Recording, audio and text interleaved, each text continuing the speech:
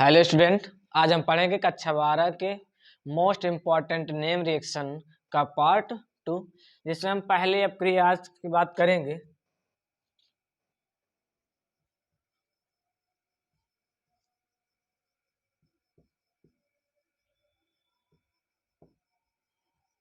नाभिक स्नेही प्रतिस्थापन अपक्रिया।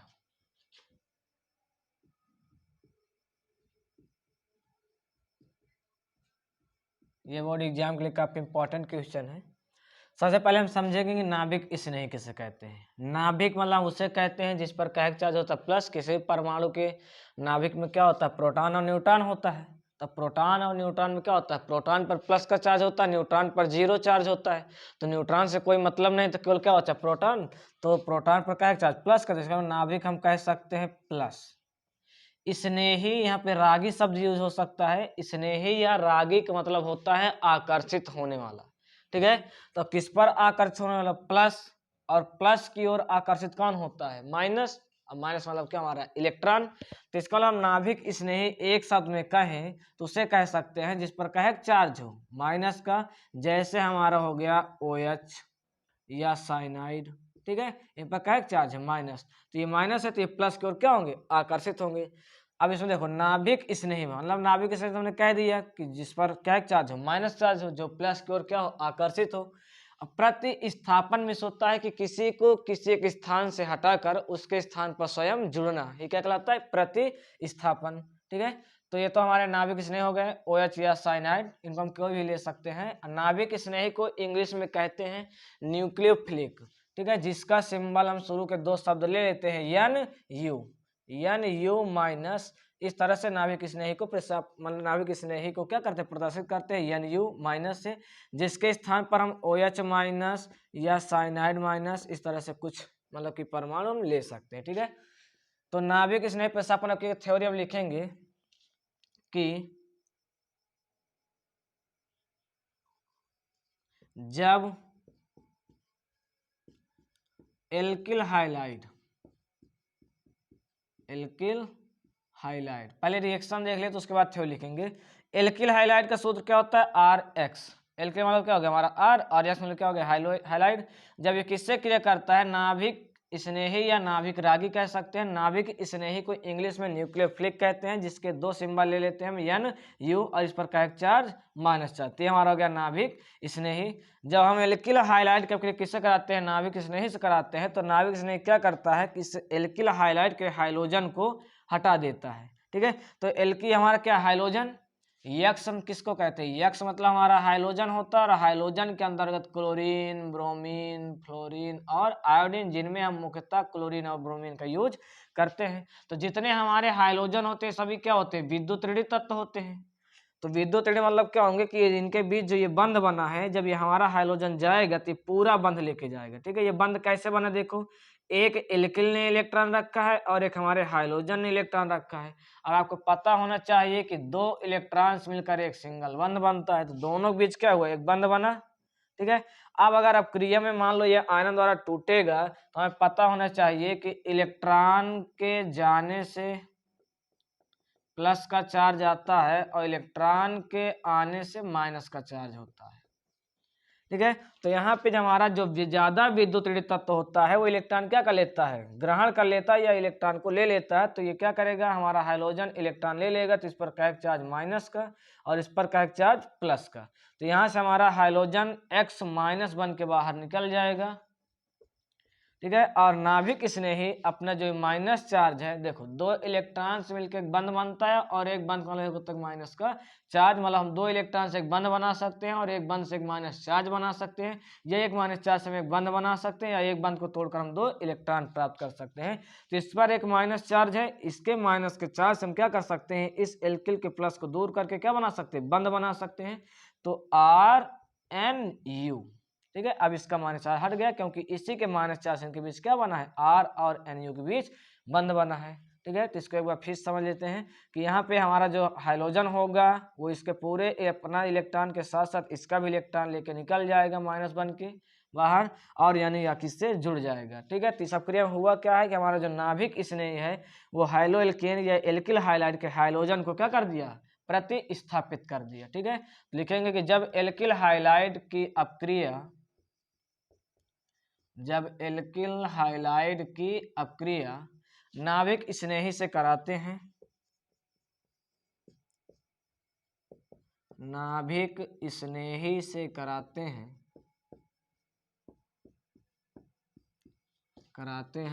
तो नाभिक स्नेही एल्किल हाइलाइड के हाइलोजन को, एल्किल हाइलाइड के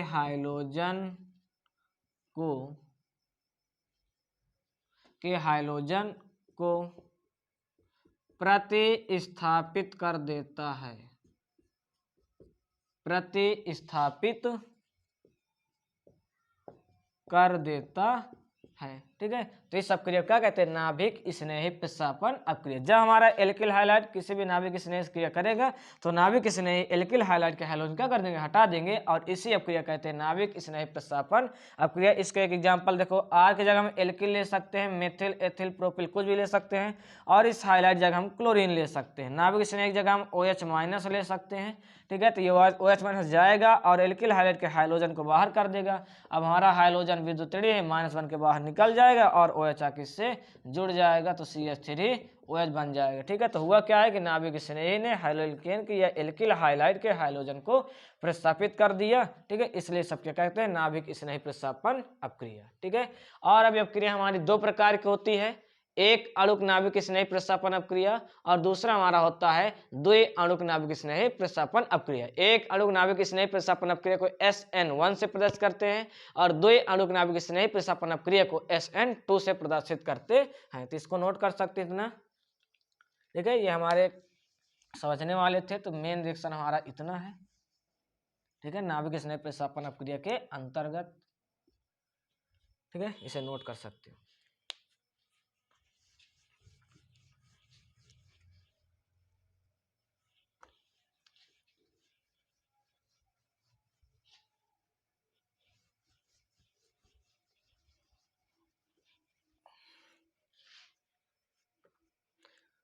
हम पढ़ेंगे नाभिक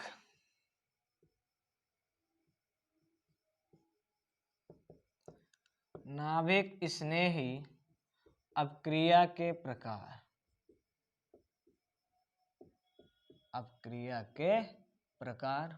ठीक है, तो ये क्या होता है, नाभिक स्नेही प्रतिस्थापन अपक्रिया दो प्रकार के होता है। ठीक है, दो प्रकार के। पहला हमारा होता है एक अणुक नाभिक स्नेही अपक्रिया, दूसरा हमारा होता है द्वि अणुक नाभिक स्नेही अपक्रिया। ठीक है, हमारे अपक्रिया नाभिक स्नेही प्रतिस्थापन यहाँ पे छूट गया है तो प्रतिस्थापन लिख सकते हो। प्रतिस्थापन अपक्रिया कितने प्रकार की होती है, दो प्रकार की। पहला हमारा एक अणुक नाभिक स्नेही प्रतिस्थापन अपक्रिया, दूसरा हमारा होता है द्वि अणुक नाभिक स्नेही प्रतिस्थापन अपक्रिया। एक अणुक नाभिक स्नेही प्रतिस्थापन अपक्रिया को SN1 से रिप्रेजेंट करते हैं और द्वि अणुक नाभिक स्नेही प्रतिस्थापन अपक्रिया को SN2 से रिप्रेजेंट करते हैं। ठीक है, अब हम इसमें पहले एक अणुक नाभिक स्नेही प्रतिस्थापन अपक्रिया के बारे में पढ़ेंगे, फिर द्वि अणुक नाभिक स्नेही प्रतिस्थापन अपक्रिया के बारे में पढ़ेंगे। तो पहले हेडिंग हम डालेंगे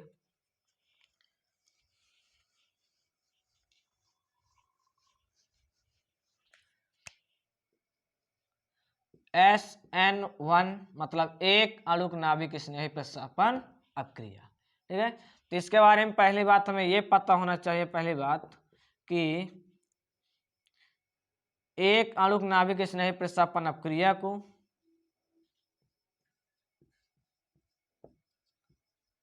एक अणुक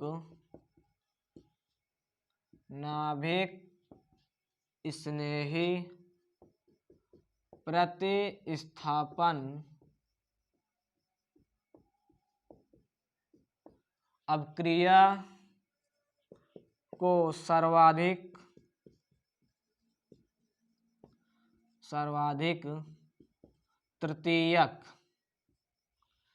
तृतीयक एल्किल हाइलाइड या कह सकते हैं हाइलो एल्केन भी कह सकते हैं, ठीक है। तृतीयक हाइलो एल्केन प्रदर्शित करता है।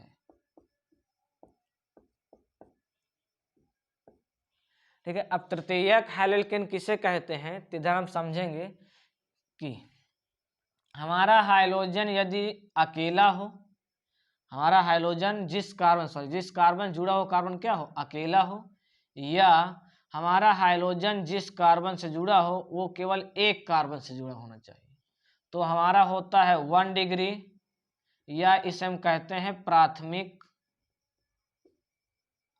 प्राथमिक हाइलो एल्केन।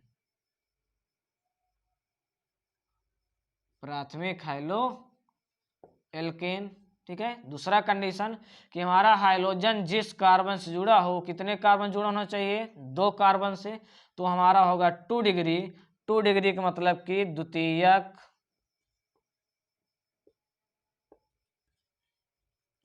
द्वितीयक हाइलो एल्केन।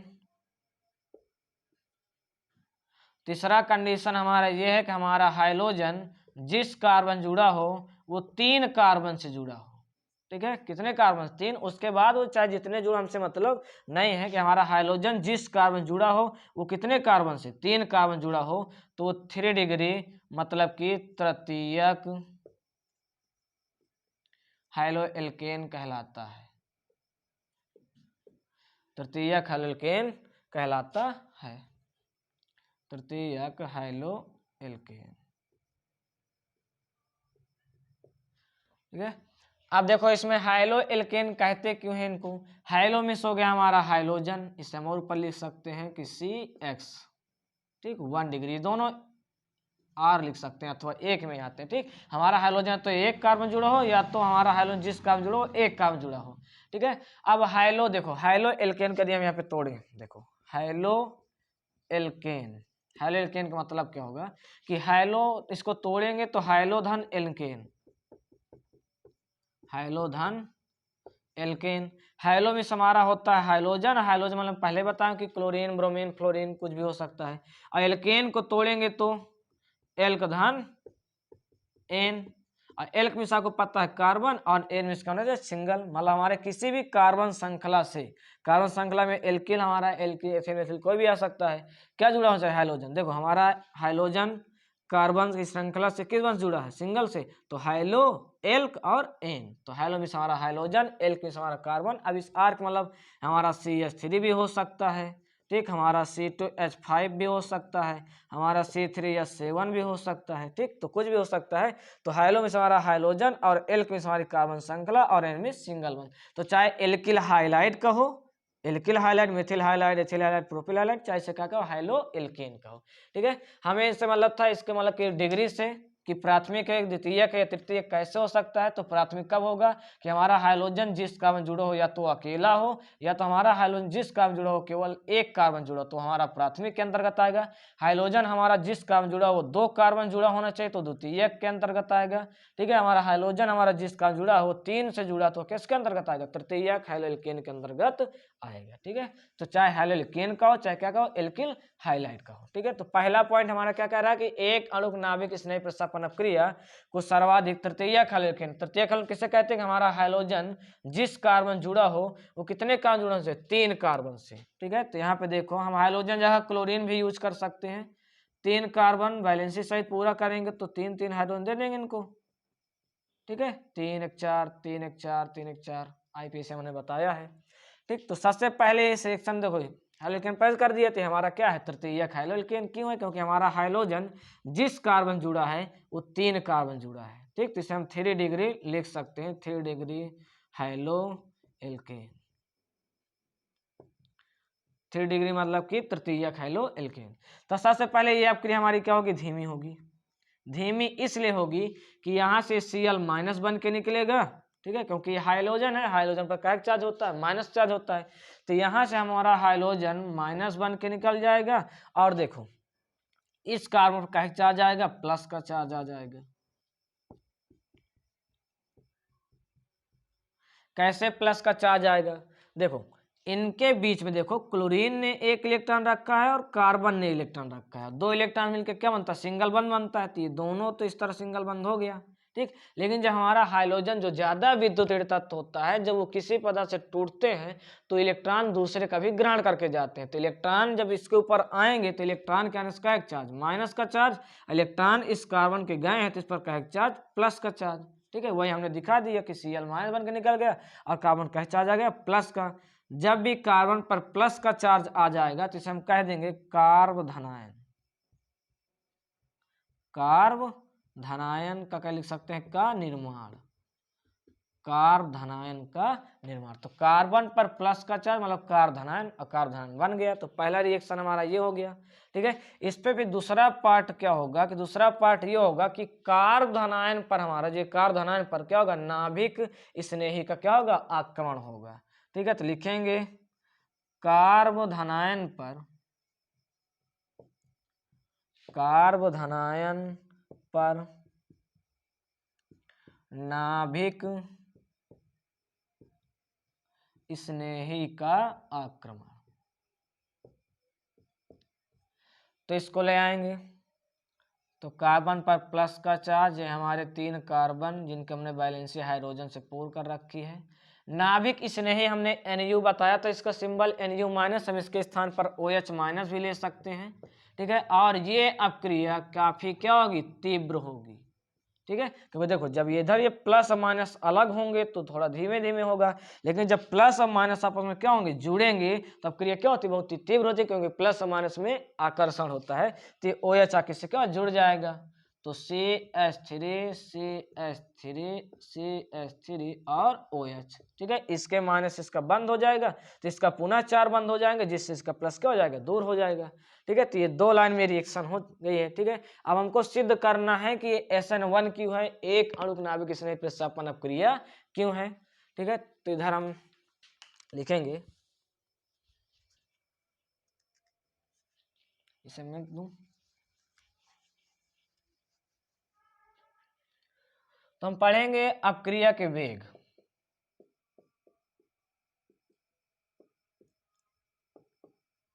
अपक्रिया का वेग, ठीक है। तो इसके लिए नोट पॉइंट हमारा एक ये है कि किसी भी रासायनिक अपक्रिया का, किसी भी रासायनिक अपक्रिया, शॉर्टकट में लिख दिया, किसी भी रासायनिक अपक्रिया के वेग को सदैव धीमा पद निर्धारित करता है,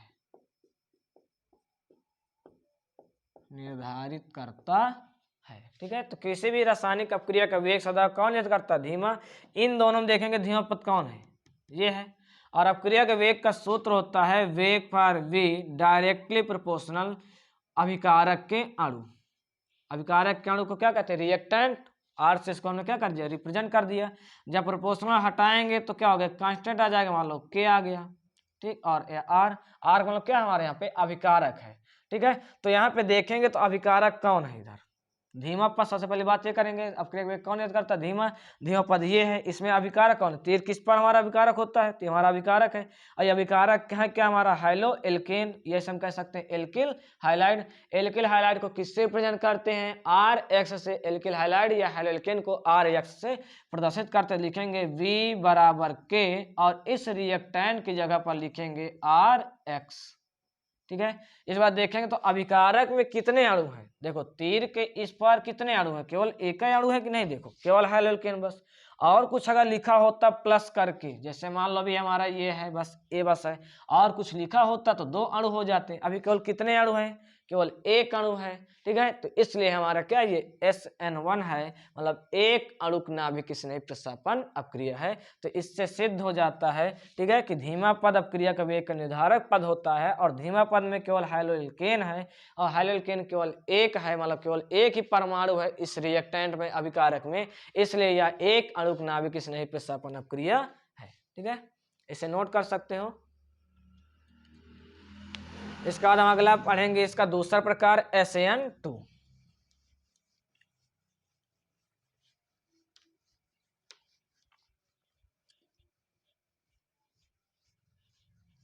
तो ये पॉइंट याद रखना आपको कि अब किसी भी अपक्रिया का वेग सदैव धीमा पद निर्धारित करता है, ठीक है। अब इसका दूसरा प्रकार पढ़ेंगे SN2, द्वे अणुक नाभिक स्नेही प्रतिस्थापन अपक्रिया। तो इसके लिए पहला पॉइंट क्या है कि द्वे अणुक नाभिक स्नेही प्रतिस्थापन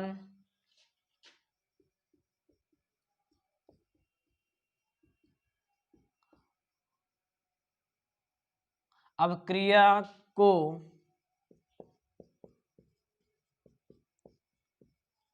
सर्वाधिक प्राथमिक हाइड्रोएल्केन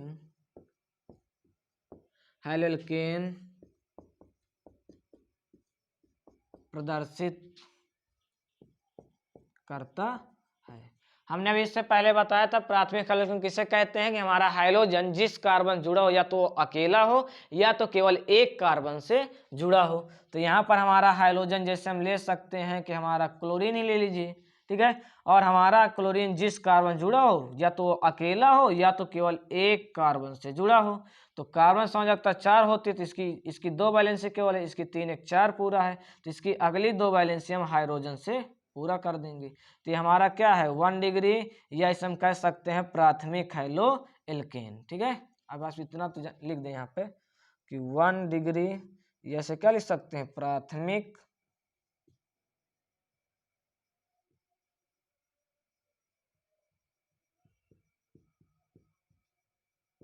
हाइड्रोएल्केन, ठीक है। तो इसमें हमारा ये प्राथमिक हाइड्रोएल्केन हो गया। इसमें क्या होगा कि हमारा जो नाभिक स्नेही होगा, चाहे NU- लिख लो चाहे OH- लिख लो, ये डायरेक्ट क्या करेगा पश्च आक्रमण करेगा, ठीक है। तो इसके नीचे हम लिख सकते हैं कि नाभिक स्नेही का पश्च आक्रमण। देखो उस अपक्रिया में पश्च आक्रमण क्यों नहीं हुआ, क्योंकि उस अपक्रिया में इस वाले कार्बन के चारों तरफ 3 कार्बन थे, एक इधर था एक इधर था एक इधर था। तो कार्बन बहुत ही मजबूत होता है, तो इसलिए क्या मतलब कि बहुत ही प्रभावशाली होता है, तो इसलिए नाभिक स्नेही पश्च आक्रमण नहीं कर पाता है, ठीक। लेकिन देखेंगे इसमें देखेंगे प्राथमिक देखो केवल एक ही कार्बन है, बाकी 2 हाइड्रोजन बहुत ही कम प्रभावशाली होते हैं। इससे क्या होगा कि हमारा जो नाभिक स्नेही है वो इससे पश्च आक्रमण कर लेगा, ठीक है। तो जब नाभिक स्नेही पश्च आक्रमण करेगा तो अब क्रिया क्या होगी धीमी होगी, ठीक। धीमी क्यों होगी, क्योंकि देखो ये नाभिक स्नेही जुड़ेगा तो कार्बन के 1 2 3 4 बंध है, तो कार्बन संयोजकता 4 होती है तो केवल 4 बंध ही होंगे। लेकिन जब ये जुड़ेगा तो कार्बन संयोजकता कितनी होगी, कार्बन कितने बंध होंगे 5, जो कि कार्बन संयोजकता केवल 4 होती है, तो ये 5 बंध तो रख नहीं सकता। तो क्या होगा कि नाभिक स्नेही जैसे जैसे इससे धीरे धीरे जुड़ेगा वैसे वैसे Cl धीरे धीरे बाहर निकलेगा। तो इधर देख लेते हैं कि जैसे जैसे हमारा देखो इधर पहले जो है पहले उसे लिख लेंगे, जैसे जैसे हमारा OH इधर धीरे धीरे क्या होगा इससे जुड़ेगा OH-, वैसे वैसे इधर Cl क्या होगा माइनस बन के बाहर निकलेगा। जैसे जैसे हमारा OH जुड़ेगा वैसे वैसे Cl बाहर निकलेगा। तो इस अवस्था को हम क्या कहते हैं संक्रमण अवस्था। क्या कहते हैं संक्रमण अवस्था, ठीक। देखो नाभिक स्नेही पश्च आक्रमण कर देगा, ठीक है। जैसे जैसे हमारा नाभिक स्नेही इस वाले कार्बन जुड़ेगा तो कार्बन की 5 बंद हो जाएंगे, जो कि कार्बन रखता नहीं है, तो क्या करेगा Cl को धीरे धीरे बाहर निकाल देगा। तो जैसे जैसे हमारा OH इससे जुड़ेगा वैसे हमारा Cl बाहर निकलेगा, और इस अवस्था को हम क्या कहते हैं संक्रमण अवस्था, ठीक है। और कुछ समय पश्चात, इधर देख लें इसकी दूसरी लाइन, कि जो हमारा संकर्ण अवस्था है, ठीक है, ये CH3H धीरे धीरे हमारा Cl निकल रहा है, इधर धीरे धीरे हमारा OH क्या हो रहा है, जुड़ रहा है। तो कुछ समय पश्चात ये अपक्रिया काफी तीव्र हो जाएगी, ठीक है। और हमारा ये Cl क्या होगा, पूरी तरह से Cl-1 के बाहर निकल जाएगा और OH इससे पूरी तरह से क्या हो जाएगा, जुड़ जाएगा, ठीक है। तो OH हम किसी भी तरह जोड़ सकते हैं, मान लीजिए इधर ही OH जोड़ देते हैं, इधर H कर देते हैं, इधर क्या जोड़ दें, OH जोड़ दें, ठीक। तो देखो पूरी तरह से हमारा Cl हाइड्रोजन देखो प्रस्थापित हो गया कि नहीं, नाभिक इसने ही आया OH और हाइड्रोजन क्या कर दिया, प्रस्थापित कर दिया, तो उसी के अंतर्गत है कि नहीं, ठीक है। तो कुछ समय पश्चात अपक्रिया तीव्र होगी, Cl पूरी तरह से बाहर निकल जाएगा और OH पूरी तरह से आके जुड़ जाएगा। तो नाभिक इसने देखो, नाभिक इसने क्या किया, हाइड्रोजन को बाहर निकाल दिया, मतलब प्रस्थापित कर दिया। अब इसको हम कैसे सिद्ध करें कि ये द्वि अणु क्यों है, ठीक है। तो किसी भी अपक्रिया के वेग, मैंने नोट पॉइंट लिखा है, किसी भी अपक्रिया के वेग को धीमा पद निर्धारित करता है। इन दोनों में धीमा पद कौन है, ये वाला है, ठीक है। तो अपक्रिया वेग का सूत्र क्या होता है, V बराबर K इंटू R, R वाला हमारा क्या होता है, अभिकारक का अणु। तो देखेंगे धीमा पद में कितने अभिकारक, देखो हमारा एक तो ये हाइड्रोएल्केन है, तो हाइड्रोएल्केन हम किससे प्रदर्शित करते हैं, हाइड्रोएल्केन को हम RX से, ठीक है। और हमारा क्या है, नाभिक स्नेही, और नाभिक स्नेही को हम NU- से प्रदर्शित करते हैं, ठीक है। तो कितने अणु है, देखो एक ये और एक ये, कितने अणु, 2 अणु, इसलिए हम कहते हैं द्वि अणुक नाभिक स्नेही प्रस्थापन अपक्रिया। और इन दोनों रिएक्शन देखो तो नाभिक स्नेही हाइड्रोएल्केन के या एल्किल हाइड्रेट के हाइड्रोजन का क्या करता है, प्रस्थापित कर देता है। तो इतना नोट कर सकते हैं इस अपक्रिया में।